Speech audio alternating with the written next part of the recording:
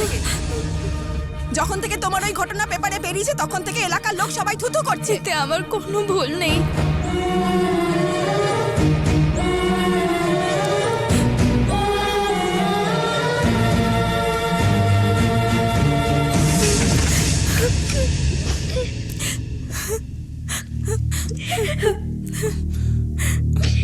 জানবি,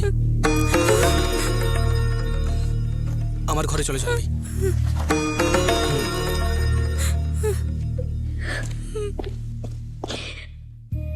দেখো মা, যা হয়েছে সব ভুলে যাও। অতীতের কথা মনে করে কষ্ট পেও না। এই পৃথিবীতে যারা খারাপটা দেখতে পায়, ভালোটা দেখতে পায় না। এই পৃথিবীতে তোমার কেউ নেই এটা ভেবো না, আমরা সঙ্গে আছি। তুমি আমার মেয়ের মতন, এটাকে নিজের বাড়ি মনে করো। ভালো থাকো মা। আজকের থেকে এই বাড়িকে নিজের মনে করো মা।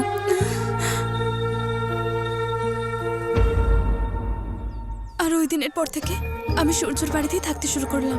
ওরা আমাকে খুব ভালোবাসতো। আর একদিন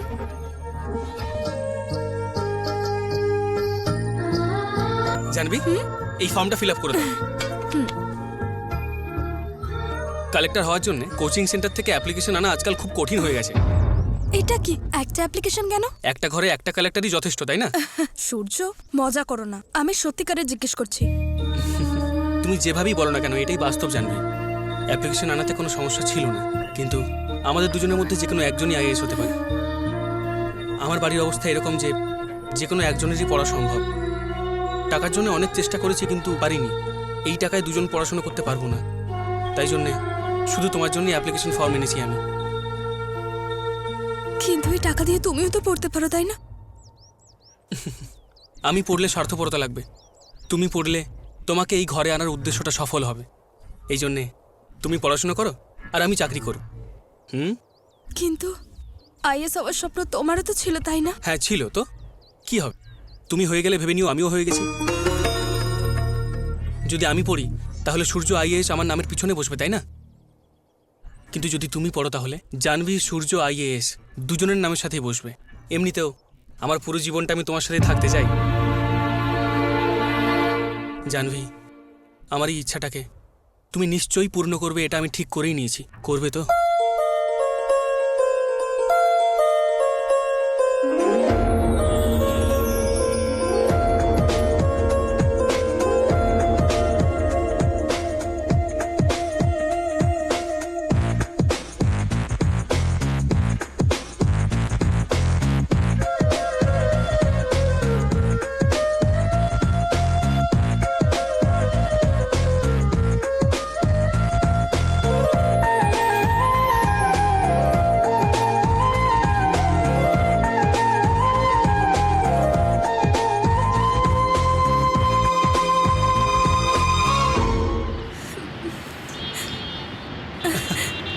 শোনো, তুমি কিছুক্ষণ এটা ধরো, আমি এক্ষুনি আসছি। কোথায় যাচ্ছ?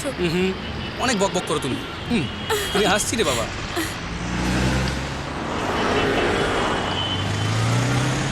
এ শুনু, হ্যাঁ? আমি যেটা বলেছিলাম Ready তৈরি আছে, আছে তো? হ্যাঁ দে আমার।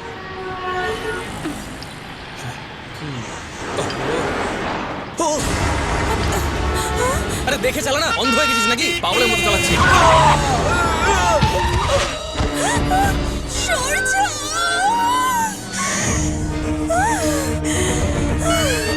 সূর্য! সূর্য! এই দেখো দেখো দেখো, সূর্য! সূর্য!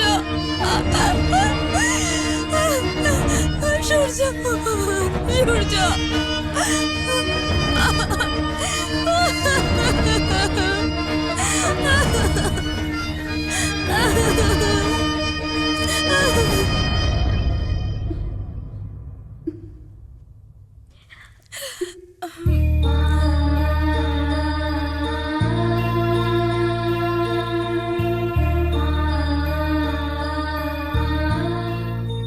সূর্য এই পৃথিবীতে নেই তো কি হয়েছে? ও সারা জীবন আমার মনে থাকবে। আমার জন্য এই কাজ, আইএস শুধু 3টে অক্ষরই নয়, এটা সূর্যর স্বপ্ন। ওর স্বপ্ন পূরণ করতে হবে। এই জন্মে আমরা দুজন একসাথে থাকতে পারিনি তো কি হয়েছে? সূর্যর স্বপ্নকে সত্যি করাই আমার জীবনের লক্ষ্য। আমি ওর নামে জীবনটা কাটিয়ে দিতে পারবো। আমি চাই না কেউ ওর জায়গাটা নিক।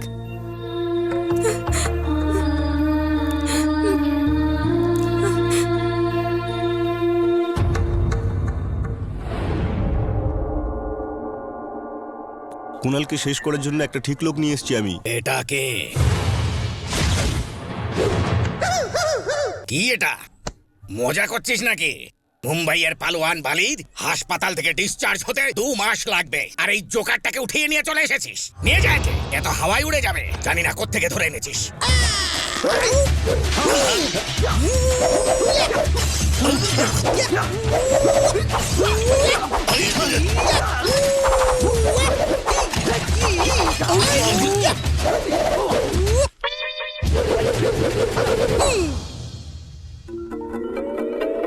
আরে এটা কি করে দিল? একটা ভালো ঘরকে পুরো লন্ডভন্ড করে দিল। কুণালকে মারার জন্য এই ঠিক আছে। হ্যাঁ, এক মিনিট, আপনি আমার ট্যালেন্টের অপমান করেছেন, এখন আমি আপনার ডিল ক্যান্সেল করে দিচ্ছি। আরে তাহলে এত দামি জিনিসগুলো কেন ভাঙলে? পরখ ছাড়া আর কিছু গোপন করা উচিত নয়, নিজের ট্যালেন্ট অবশ্যই দেখানো উচিত। চলি। আরে, আরে এটা কে ছিল যে সুনামির মতন সবকিছু ভেঙে দিয়ে চলে গেল? আমি প্রথমেই বলেছিলাম মাইক সেটের ওদেরকে 5,000 টাকা দিয়ে দিন, আপনি শুনলেন না। এখন এমএলএর মান সম্মান সব গেল, এক ট্রাক সিমেন্টও গেল, ডাকা গুন্ডাগুলোও গেল, মুম্বাইয়ের বালিও গেল, আর ওই এসেছিল ব্রুসলি, সব ভেঙে দিয়ে চলে গেল। সেটা আলাদা, কম করে 3 লাখ টাকার লোকসান হলো আমাদের। আরে আমার কথাটা একটু শুনুন, ওই কুণালের সঙ্গে ঝামেলাটা বন্ধ করে দিন এবার, না হলে 5-এর বদলে 50 চলে যাবে।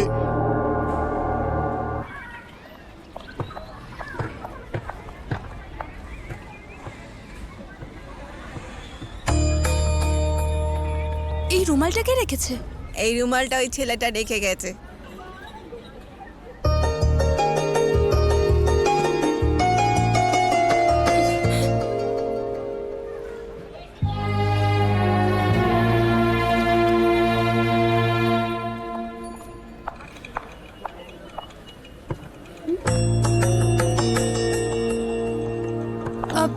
বাসের ভেতরে কেউ নেই, খারাপ হয়ে গেছে? এরকম ব্যাপার নয়, আপনি গিয়ে বসুন।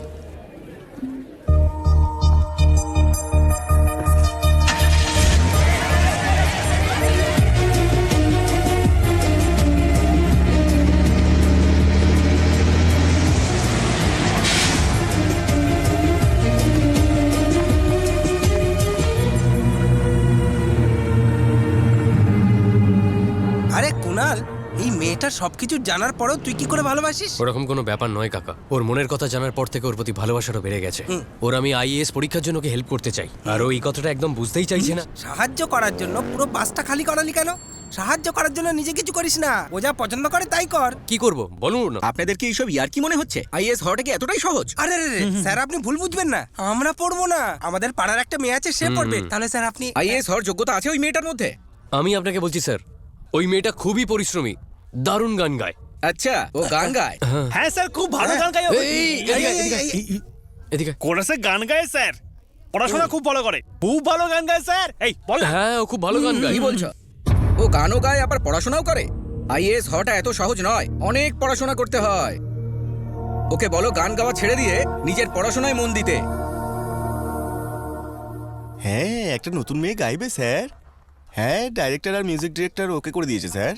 শোনো জানবি, স্যার কোরাস গায় বলে ও কিন্তু খারাপ গায় ভাববেন না, খুব ভালো গলা। হ্যাঁ, ও নিশ্চয়ই আশালতা দেবীর মতো নাম করবেই, ওর গান নিশ্চয়ই হিট হবে। হ্যাঁ স্যার, আমি ভেবেছিলাম তোমাকে ফোন করি, তুমি আমাকে ক্ষমা করো। আজকের পর থেকে স্টুডিওতে এসো না। মিউজিক ডিরেক্টর এটা বলেছে যে রেকর্ডিং এ তোমার আর কোনো দরকার নেই। আমি কি কোনো ভুল করেছি স্যার? আরে ভুল তোমার নয়, তোমার এলাকার। মিউজিক ডিরেক্টরের সুরের সম্বন্ধে জ্ঞান আছে, কোনো গুন্ডাগিরিতে তো জ্ঞান নেই ওনার। তোমাকে দিয়ে গান করালে ওনার গলা ভেঙে দেবে বলেছে, তাই তোমাকে আর লাগবে না।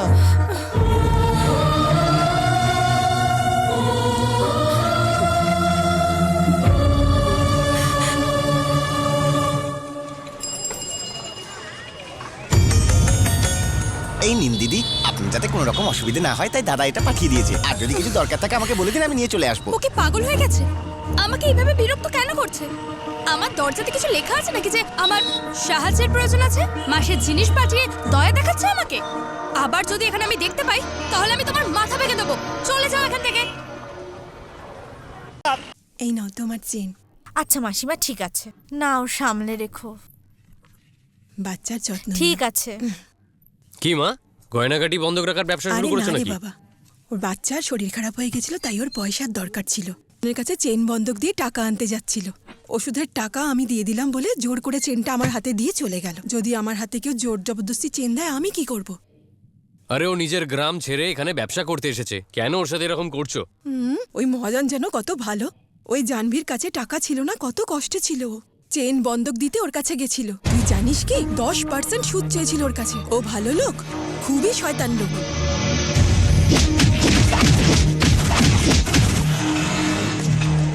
আপনি যে গয়না দিয়েছিলেন সেটা দেখে নিন ঠিক আছে কিনা। হ্যাঁ, কিন্তু এটা আপনি ফিরিয়ে দিচ্ছেন কেন? আপনার টাকা তো খরচ হয়ে গেছে, এখন আপনাকে দেওয়ার জন্য আমার কাছে কিছু নেই। আমি আপনার টাকা তো দিতে পারবো না। আরে আমার মা, আমার টাকা চাই না। তুমি তাড়াতাড়ি তোমার গয়না নাও, নাহলে আমি এখানে ব্যবসা করতে পারবো না।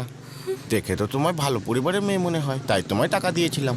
তোমার কুণালের সঙ্গে সম্পর্ক আছে, এটা যদি আমি জানতাম তাহলে তোমার গয়না আমি কখনোই নিতাম না। স্বামী স্ত্রী ঝগড়া করলে রাস্তার লোকেরা উল্টোপাল্টা ভাবতে থাকে। এই গয়না রাখুন আর আমাকে ক্ষমা করুন।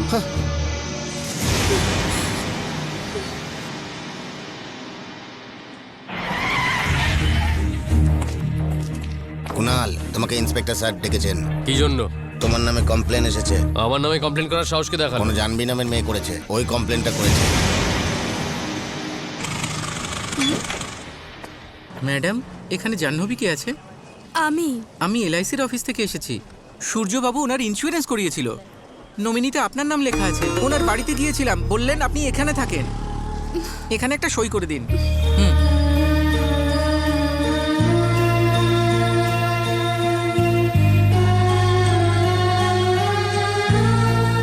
আচ্ছা, আমি আসছি। এটা কি জানবি? তুমি একটা ভালো মেয়ে, এটা আমি সব সময় ভাবতাম। তোমার কিন্তু এটা করা উচিত হয়নি। কোণালের বিষয়ে অভিযোগ করেছি তো আপনার খারাপ লাগছে? আপনি কখনো আমার বিষয়ে ভেবেছেন?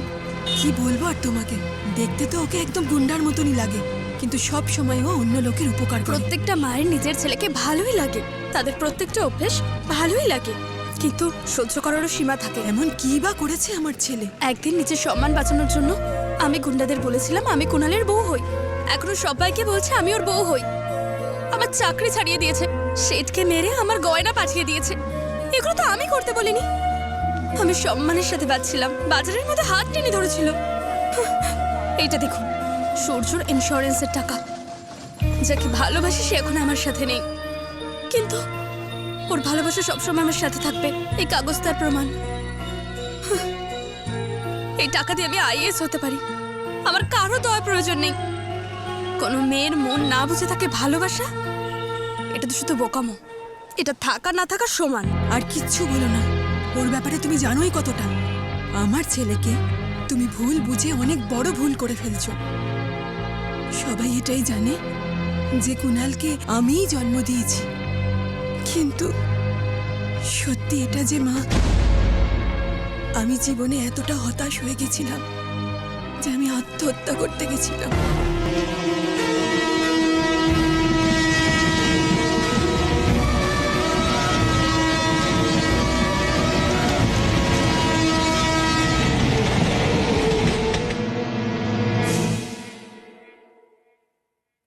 কি হয়েছে যে এই বয়সে আপনাকে আত্মহত্যা করতে হচ্ছে? কি হয়েছে বলুন? আমার বাচ্চারাই আমার দুর্ভাগ্য হয়ে গেছে বাবা। আমার 3টে সন্তান, ছোটবেলায় ওদের বাবা মারা গেছিলেন, আর তারপর ওদের লালন পালন করতে অনেক কষ্ট সহ্য করেছি। ওরা এখন পড়াশোনা শিখে ভালো চাকরি করছে, নিজেদের বউ বাচ্চাকে নিয়ে অনেক খুশি আছে, কিন্তু আমাকে এক দানা ভাত দিতে গিয়ে ওদের অনেক কষ্ট হচ্ছে। তোমাকে কি বলবো বাবা, আমার তো মনে হয় আমার মরে যাবার পরেও ওরা আমার মৃতদেহটাকে মিউনিসিপ্যালিটির লোকেদের ফোন করে বলবে এটা একটা বেওয়ারিশ লাশ। এই ভাবনাই আমাকে শেষ করে দিচ্ছে। 3 সন্তানের বেওয়ারিশ মা হওয়ার অপমান থেকে যে আমি সত্যি সত্যি বেওয়ারিশের মতোই মরে যাই বাবা। তুমি আমাকে কেন বাঁচালে বাবা? আপনার ছেলে মেয়েরা আপনাকে দেখে না বলে আপনি দুঃখে আছেন, আর আমাকে যে জন্ম দিয়েছে তাকে আমি জীবনে দেখিনি, তাই আমি দুঃখিত। আপনি কি আমার মা হয়ে থাকবেন? বাচ্চাদের দত্তক নেওয়া বাবা মাদের তো দেখেছি, কখনো কোনো ছেলেকে মাকে দত্তক নিতে দেখিনি। এই মাকে দত্তক নিয়েছে একমাত্র কুনাল। তুমি আমার ছেলেকে ভুল ভাবছো, ওকে বুঝতে পারোনি তুমি।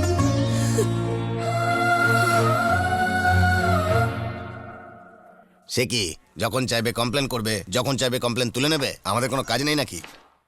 আরে স্যার, আপনি গিয়ে একটু চোরেদের ধরুন না। এই তুমি চুপ করো, তখন থেকে মাথা খাচ্ছো। দাঁড়াও, আমি ইন্সপেক্টরের সঙ্গে কথা বলে আসছি। গোপাল, ছেড়ে দাও ওকে। এই নাও।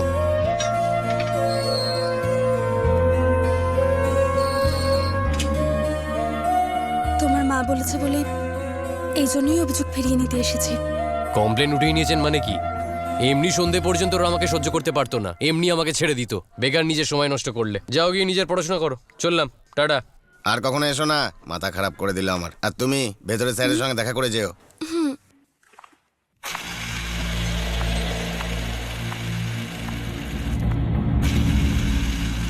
আমার এখনো পর্যন্ত খুব ভালো করেই মনে আছে যে আমাদের শেষ দেখা কোথায় হয়েছিল।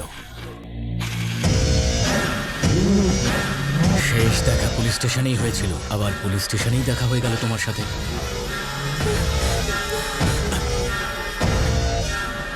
এক মাস নয়, 2 মাস নয়, 6 মাস পর্যন্ত সাসপেন্ড ছিলাম। একটা সময় যারা আমাকে স্যালিউট করতো, এখন আমি তাদের স্যালিউট করি। প্রতিদিন স্যালিউট করার সময় আমার কার কথা মনে পড়ে জানো? তোমার। ভুল না করেই শাস্তি পেয়েছিলাম আমি। যে শাস্তিটা পেয়েছিলাম তার জন্য ভুলটাও করতে হবে, তাই না?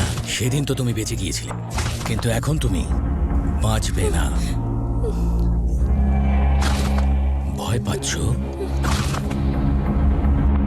যতক্ষণ হ্যাঁ না বলবে ততক্ষণ আমি তোমায় ছোবো না, কিন্তু তুমি না বলবে আমি এটাও চাইবো না। যাও।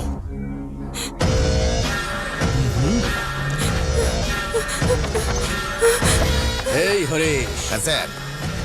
এ হলো সীতা দেবী, এর একটু খেয়াল রাখিস। যদি উনি সীতা হন তো আপনি কি রাম? হ্যাঁ, আমি রাম নই, রাবণ। বুঝলে, ভাই? রামায়ণে এই রাবণই হলো আসল কাল্পনিক। এই রাবণই সীতাকে হরণ করে নিয়েছিল বলে রাম ওকে বধ করেছে। কিন্তু এটা এখনো বেঁচে আছে ভাই। অত চিন্তা করো না, একটা বোতলে মদ ঝালো, ওয়াটার বানিয়ে খেয়ে নাও। এ মনে হচ্ছে আমার বোতলটা আবার সাল্টে দেবে। আরে বোতলে জামার তলে লোক আরে কোথায় কি ঢোকাচ্ছি তাই দিকে নজর দিক দেখ না। রামায়ণ হচ্ছে যখন তুমি তাহলে মদ নিয়ে এসছো কেন এখানে? মানে নিজের মাল খাওয়ার ধান্দা আমাকে জ্ঞান দিচ্ছে। একটাই কোয়ার্টার আছে, বাড়ি গিয়ে খাবো। মদ দিয়ে যখন এসে পড়েছে তো একটা কোয়ার্টারে কি হবে? আমিও তো বসে আছি, আমার জন্য তো মদ লাগবে, এইটুকু বুদ্ধি নেই? আমার টাকায় মাল খাবে আবার কোয়ার্টার। আমি হাফ কোয়ার্টার বার করে আসি। যাও।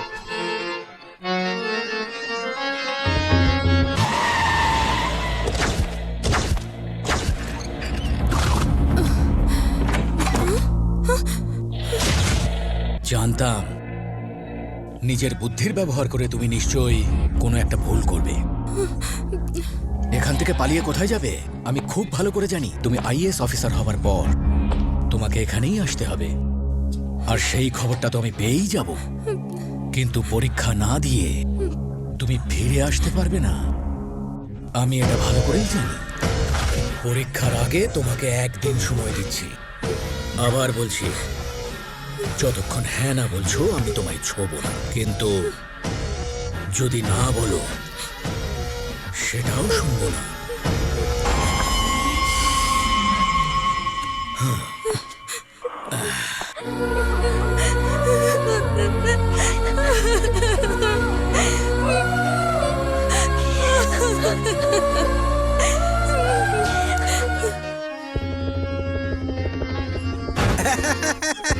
দারুণ খবর।